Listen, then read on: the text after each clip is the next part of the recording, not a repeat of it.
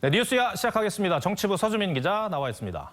첫 번째 물음표부터 볼까요? 예, 첫 번째 물음표는 유시민 기소가 정치적으로 하겠습니다. 네, 화면에도 나와 있습니다만 민주당의 김용민 최고위원이 한 말이죠. 그렇습니다. 이 검찰이 지난 3일이죠. 노무현 재단 계좌를 들여다봤다는 허위 사실을 주장해서 한동훈 검사장의 명예를 훼손했다면서 이 유시민 이사장을 재판에 넘겼습니다. 네. 그러자 김 의원이 페이스북에 유시민 이사장에 대한 대선 출마가 언급되고 있는 현 시점에서 검찰의 정치적인 의도가 의심된다. 그래서 예. 검찰 개혁이 시급하다라고 적었는데요. 일단 이 유 이사장 본인이 대선 출마 안 한다 이렇게 했었는데 대선 출마를 언급하면서 정치적으로 기소했다는 것도 좀 억지스럽지만 그럼에도 불구하고 김 의원이 왜 저런 주장을 하는지 한번 직접 들어보시죠. 네. 유시민 전 장관 같은 경우에는 금융정보를 통보를 유예 조치를 해놨거든요. 본인이 볼 때는 충분히 의심할 수 있는 정황들이 있어요. 게다가 상대방은 검사, 공무원이죠. 공무원은 그런 비판을 수용해야 될 의무가 있습니다. 김용민 의원 말을 들어보니까 크게 두 가지네요. 네. 한 가지는 유시민 이사장이 그렇게 생각할 만한 이유가 있었다. 네.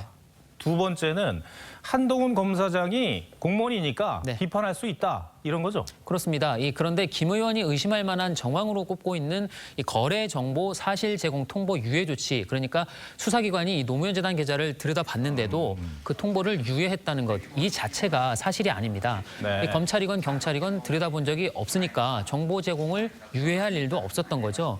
이거는 유 이사장 본인도 인정한 부분입니다. 개인 한동훈이 아니라 검찰 공무원 한동훈을 비판해도 괜찮다. 이 부분은 네. 어떻습니까?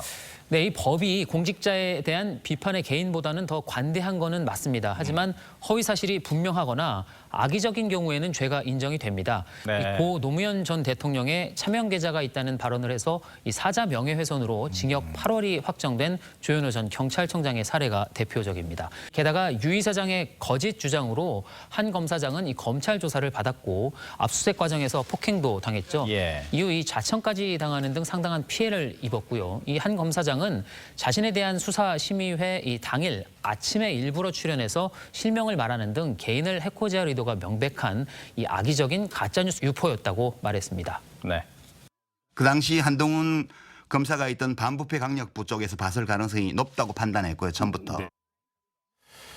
그런데요, 서 기자. 이 문재인 대통령도 얼마 전에 자신을 비방한 30대를 모욕죄로 고소하지 않았습니까? 네. 아니 물론 취하는 했습니다만. 예.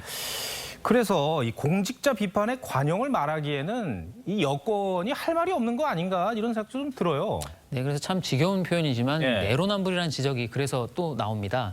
이 당장 김용민 최고위원 스스로도 자신을 이 조국 똘마니라고 비판했다는 이유로 진중권 전 교수를 명예훼손으로 고소를 했고요. 네. 김 최고위원이 옹호하는 이 조국 전 장관도 허위 비방을 퍼날라서 이 자신의 명예를 훼손했다며 70대 노인을 고소해서 벌금형을 받게 했습니다. 네. 일부 여권 인사들은 본인이 한 행위에 대해서는 돌아보지를 않는 것 같아요. 네. 네. 첫 번째 물음표 정리해 주시죠. 네.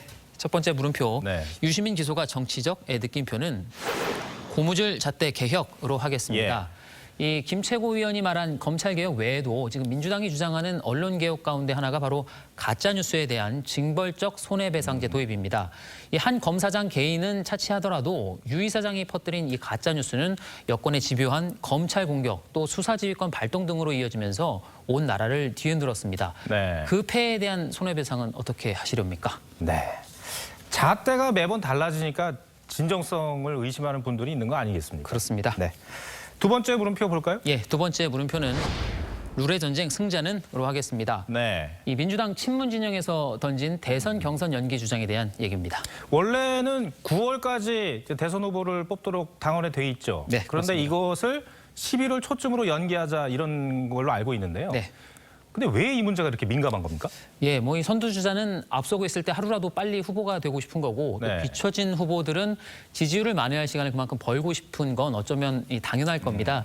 특히 친문 진영에서는 여론조사 1위를 달리고 있는 이 지사가 과연 이 문 대통령을 지켜줄 수 있는 후보인가라는 의구심이 여전합니다. 네. 또 일찌감치 이 지사가 이 대선 후보로 확정이 될 경우에 당의 구심력이 이 지사 쪽으로 빠르게 쏠릴 수 있다는 우려도 있습니다. 그러니까 문 대통령의 레임덕으로 이어질 수도 있다는 거죠. 예. 다만 경선 연기를 공개적으로 주장한 전재수 의원은 이 코로나 상황과 또 민주당보다 2달 늦은 국민의힘 경선 일정 탓에 흥행이 안 될 것이라는 이유 등을 들고 있습니다. 문제는 이재명 지사 측이 그런 주장을 고지고대로 믿겠느냐 네. 이거 아니겠습니까? 그렇습니다. 그 이유 중 하나가 이 친문 진영의 제3후보로 거론되는 김경수 경남지사의 드루킹 사건 재판 일정입니다. 네. 그러니까 6월쯤으로 예상이 되는데 여기서 이 무죄 취지의 판결이 나올 것에 대비해서 등판 시간을 벌어주려는 것 아니냐라고 의심을 하고 있는 겁니다. 네. 앞서 민영배 의원에 이어서 김병욱 의원도 오늘 이 지지율이라는 건 절대 갑자기 만들어질 수 없다면서 대선 경선 연기에 대해 단호히 반대한다라는 입장을 공개적으로 밝혔습니다. 친문 진영에서는 당원 개정 없이도 네. 경선을 연기할 수 있다 이런 주장을 하는 것 같은데 네. 가능한 얘기인가요? 예, 이 민주당 당원 88조인데요. 예. 대선 후보 선출일을 선거일 전 180일로 규정하면서 상당한 사유가 있는 때에는 당무위원회의 의결로 달리 정할 수 있다라고 단서를 달았습니다. 실제로 2012년도에 런던 올림픽 일정과 또 무소속이었던 안철수 후보의 입당을 종용하기 위해 이 당무위 의결만으로 일정을 늦춘 적이 있긴 합니다.